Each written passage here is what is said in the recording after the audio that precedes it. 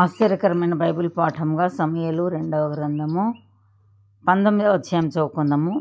రాజు తన కుమారుని వచ్చి దుఃఖించుచు ఏడ్చుచున్నాడన్న సంగతి ఆ దినమున జనులందరూ విని యుద్ధమందు సిగ్గుతో పారిపోయిన జనుల వలె వారు నాడు దొంగ నడకలతో వచ్చి పట్టణంలో ప్రవేశించిరి. నాటి విజయము జనులకందరికీ దుఃఖమునకు కారణమాయెను. రాజు ముఖం కప్పుకొని అబ్షాలోమా నా కుమారుడా, అబ్షాలోమా నా కుమారుడా, నా కుమారుడా అని కేకలు వేయిచు ఏడ్చుచుండగా రాజు అబ్షాలోమును గురించి దుఃఖించుచు ఏడ్చుచున్నాడు అన్న సంగతి యోవాబు విని నగరి అందున్న రాజు నొద్దకు వచ్చి నీ ప్రాణంను, నీ కుమారుల ప్రాణములను, నీ కుమార్తెల ప్రాణములను, నీ భార్యల ప్రాణములను, నీ ఉపపత్నుల ప్రాణములను ఈ దినమున రక్షించిన నీ సేవకుల నందరినీ నేడు సిగ్గుపరిచి నీ స్నేహితుల ఎడల ప్రేమ చూపక నీ శత్రువుల ఎడల ప్రేమ చూపుచు ఈ దినమున అధిపతులను సేవకులను నీకు ఇష్టజనులు కారని నీవు కనపరిచితివి.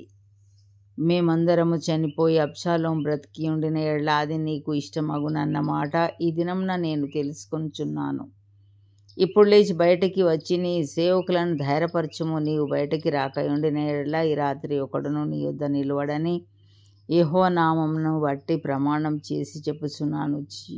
నీ బాల్యం నుండి నేటి వరకు నీకు ప్రాప్తించిన అపాయములన్నిటికంటే అది నీకు కష్టతరముగా ఉండునని రాజుతో మనవి చేయగా రాజు లేచి వచ్చి గుమ్మంలో కూర్చుండెను. రాజు గుమ్మంలో కూర్చున్నాడు అన్నమాట జనులందరూ విని రాజును దర్శింపవచ్చిరి. గాని ఇశ్రాయేలు వారు తమ ఇండ్లకు పారిపోయిరి. అంతటా ఇశ్రాయేలు వారు గోత్రములకు చేరికైన జనులందరూ ఇట్లా అనుకొనిరి, మన శత్రువుల చేతిలో నుండి ఫిలిస్తీన్ల చేతిలో నుండి మనలను విడిపించిన రాజు అబ్షాలోమునకు భయపడి దేశంలో నుండి పారిపోయాను. మన మీద మనం రాజుగా పట్టాభిషేకం చేసిన అబ్షాలోము యుద్ధమందు మరణమాయను. కాబట్టి మనం రాజును మరల తోడుకొని వచ్చుటను గూర్చి ఎలా మాట్లాడకపోతిమి?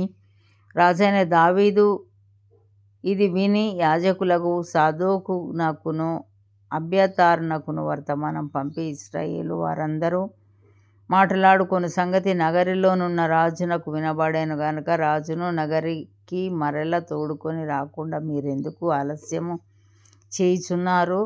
మీరు నాకు ఎముక నంటినట్టియు మాంసము నంటినట్టియు సహోదరులై ఉండగా రాజును తోడుకొని రాకుండా మీరెందుకు ఆలస్యం చేయుచున్నారని యూదా వారి పెద్దలతో చెప్పుమని ఆజ్ఞ ఇచ్చాను. మరియు అమాషా యుద్ధకు దూతలను పంపి నీవు నాకు ఎముక నంటిన బంధువుడవు, మాంసము నంటిన బంధువుడవు కావా? యోవాబునకు బదులు నిన్ను సైన్యాధిపతిగా నేను ఖాయపరచని ఎడల దేవుడు గొప్ప అపాయం నాకు కలగజేయునుగా కని చెప్పుడనెను. అతడు పోయి ఎవరునూ తప్పకుండా యూదా వారిని అందరినీ రాజునకు ఇష్టపూర్వకముగా లోబడునట్లు చేయగా నీవును నీ సేవకులందరూ మరలా రావలెనన్న వర్తమానము వారు రాజు నొద్దకు పంపిరి.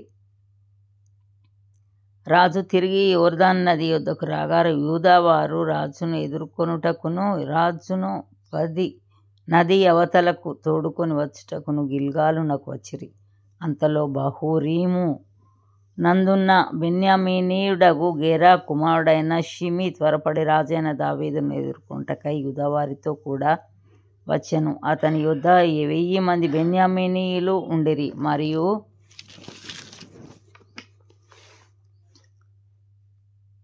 సౌలు కుటుంబమునకు సేవకుడగు సీబాయును అతని 15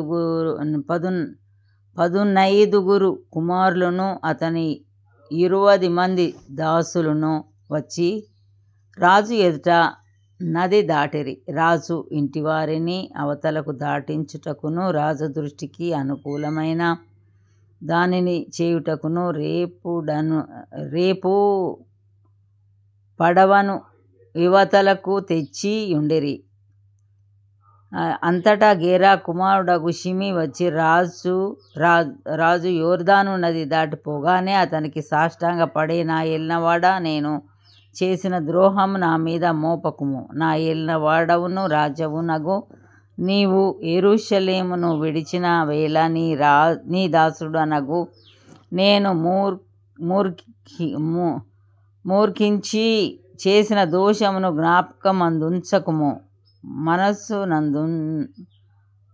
మనస్సునందుంచుకొనకుము. నేను పాపం చేసి తినని నాకు తెలిసినది గనుక యోసేపు వారందరితో కూడా నా ఏలిన వాడవును రాజవునగు నిన్ను ఎదుర్కొనుటకై నేను ముందుగా వచ్చి ఉన్నాననేను. అంతటా సెరూయ కుమారుడగు అబీషై యెహోవా అభిషేకించిన వానిని శపించిన ఈ షిమి మరణమునకు పాత్రుడు కాడా అని అనగా దావీదు, సెరూయా కుమారులారా, మీకును నాకును ఏమి పొందు? ఇట్టి సమయమున మీరు నాకు విరోధులగుదురా?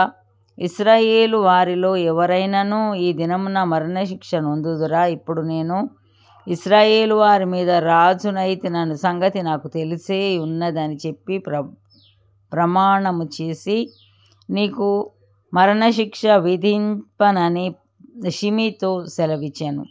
మరియు సౌలు కుమారుడగు మెఫీబోషెతు రాజును ఎదుర్కొనుటకు వచ్చాను. రాజు పారిపోయిన దినం మొదలుకొని అతడు సుఖముగా తిరిగి వచ్చిన నాటి వరకు అతడు కాళ్ళు కడుక్కొనకయు గడ్డము కత్తిరించుకొనకయు బట్టలు ఉదుక్కొనకయు నుండెను. రాజును ఎదుర్కొనుటకై అతడు యెరూషలేమునకు రాగా రాజు, మెఫీబోషెతు, నీవు నాతో కూడా రాకపోతివేమని అతన్ని అడిగాను. అందుకు అతడు, నా ఏలినవాడా రాజా, నీ దాసుడనైన నేను కుంటివాడను గనుక గాడిద మీద గంత కట్టించి ఎక్కి రాజుతో కూడా వెళ్ళిపోదునని నేను అనుకొనగా నా పనివాడు నన్ను మోసం చేశాను. సీబా నీ దాసుడనైన నన్ను గూర్చి నా ఏలిన వాడవును రాజవు నాగు నీతో అబద్ధమాడాను. అయితే నా ఏలిన వాడవును రాజవునగు నీవు దేవదూత వంటి వాడవు. నీ దృష్టికి ఏది అనుకూలమో దాని చేయము. నా తండ్రి ఇంటి వారందరూ నా ఏలిన వాడవును రాజవునగు నీ దృష్టికి మృతుల వంటి వారై ఉండగా నీవు నీ బల్ల యొద్ద భోజనము చేయువారిలో నీ దాసుడునైన నన్ను చేర్చితివి. కాబట్టి ఇకను రాజువైన నీకు మొర్రపెట్టుటకు నాకేమి న్యాయమని అనగా రాజు, నీ సంగతులను నీవిక ఎందులకు ఎత్తెదవు? నీవును సీబాయును భూమిని పంచుకొనుడని నేనాజ్ఞ ఇచ్చి తిని గదా అనెను. అందుకు మెఫీబోషెతు, నా ఏలిన వాడవగు నీవు నీ నగరికి తిరిగి క్షేమముగా వచ్చి ఉన్నావు గనుక అతడు అంతయు తీసుకొన వచ్చిన నేను. మరియు గిలాదీయుడగు బర్జిల్లై రోగెలీము నుండి యోర్దాను అద్దరికి వచ్చి రాజుతో కూడా నది దాటెను. బర్జిల్లై 80 సంవత్సరముల వయస్సు కలిగి బహు ముసలివాడై ఉండెను. అతడు అధిక ఐశ్వర్యవంతుడు గనుక రాజు మహనయీములో నుండగా అతనికి భోజన పదార్థములను పంపించుచూ వచ్చెను. యెరూషలేములో నా యొద్ద నిన్ను నిలిపి పోషించెదను. నీవు నాతో కూడా నది దాటవలనని రాజు బర్జిల్లైతో సెలవీయగా, బర్జిల్లై, రాజవగు నీతో కూడా యెరూషలేమునకు వచ్చుటకు ఇక నేనెన్ని దినములు బ్రతకబోదును? నేటికి నాకు 80 ఏండ్లాయెను. సుఖదుఖములకున్న భేదమును నేను గుర్తింపగలను. అన్నపానముల రుచి నీ దాసుడనైన నేను తెలుసుకొనగలనా? గాయకుల యొక్కయు గాయకురాండ్ర యొక్కయు స్వరము నాకు వినబడునా?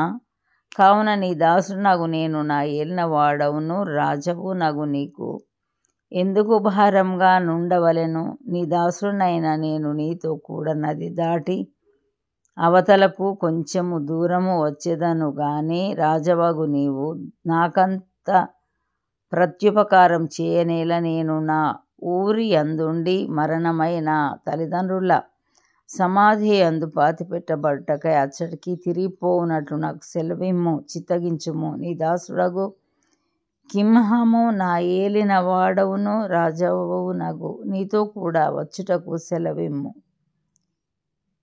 నీ దృష్టికి ఏది అనుకూలమో దానిని అతనికి ఇచ్చేయుమని మనవి చేయగా, రాజు కింహాము నాతో కూడా రావచ్చును. నీ దృష్టికి అనుకూలమైన దానిని నేను అతనికి చేసేదను, మరియు నా వలన నీవు కోరునదంతయు నేను చేసేదనని సెలవిచ్చాను. జనులందరినూ రాజును నది అవతలకు రాగా రాజు బర్జిల్లైని ముద్దు పెట్టుకొని దీవించాను. తరువాత బర్జిల్లై తన స్థలమునకు వెళ్ళిపోయాను. యూదా వారందరూ ఇశ్రాయేలు వారిలో సగము మందియు రాజును తోడుకొని రాగా రాజు కింహామును వెంటబెట్టుకొని గిల్గాలునకు వచ్చాను. ఇట్లుండగా ఇశ్రాయేలు వారందరూ రాజునొద్దకు వచ్చి, మా సహోదరులకు యూదావారు ఎందుకు నిన్ను దొంగిలించుకొని నీ ఇంటిలోనికి నీ వారిని యోర్దాను యువతలకు తోడుకొని వచ్చిరని అడగగా, యూదా వారందరూ రాజు మీకు సమీప బంధువుడై ఉన్నాడు కదా, మీకు కోపమెందుకు? అలాగుండినను మాలో ఎవరమైనను రాజు సొమ్ము ఏమైనాను తింటిమా, మాకు ఇనాము ఏమైనా ఇచ్చెనా అని ఇశ్రాయేలు వారితో అనిరి. అందుకు ఇశ్రాయేలు వారు రాజులో మాకు 10 భాగములున్నవి, మీకంటే మేము దావీదు నందు అధిక స్వాతంత్రం గలవారము. రాజును తోడుకొని వచ్చుటను గురించి మీతో ముందుగా మాట్లాడిన వారము మేమే గదా. మీరు మమ్మును నిర్లక్ష్యం చేసితిరేమి అని యూదా వారితో పలికిరి. యూదా వారి మాటలు ఇశ్రాయేలు వారి మాటల కంటే కఠినంగా ఉండెను. ఇంతటితో ఈ దినం కొరకైన బైబిల్ పాఠము సరి.